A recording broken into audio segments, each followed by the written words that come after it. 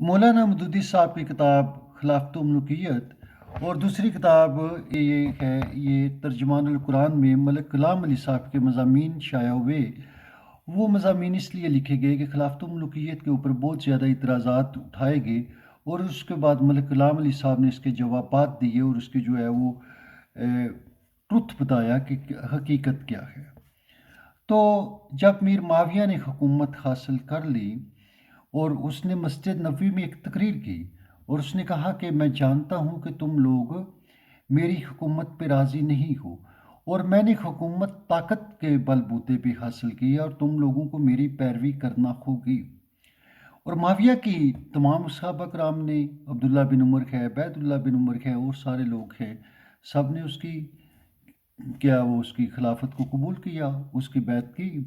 اس کے بعد یزید کی بیعت کی گئی اور یزید کے اوپر بھی تمام امت مسلمہ راضی ہو گئی، صرف حسین ابن علی تھا جس کو تحقیق کر دیا گیا۔ ہاں، علی کا دور ایک آتا ہے کہ جس کے دور میں مرد اور عورتیں اس کے خلاف اٹھ کھڑے ہوئے، اور جب تک اس کو قتل نہ کر دیا گیا ان لوگوں نے سکون کا سانس نہیں لیا۔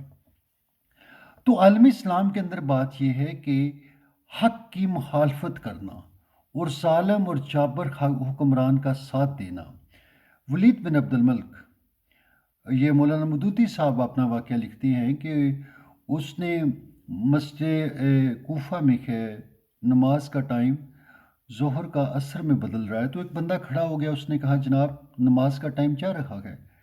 تو اس نے کہا اے بندہ خدا، تو نے سچ بولا ہے، مگر سچ گو کہ وہ جگہ نہیں ہے جہاں تو کھڑا ہے، اور ایک لمحے سے پہلے جلاد وہاں پہنچتا ہے، اس کی گردن کاٹ دیتا ہے، اور وہیں پہ اس کی جو لاش ہے خاک اور خون میں لت پت ہو جاتی ہے۔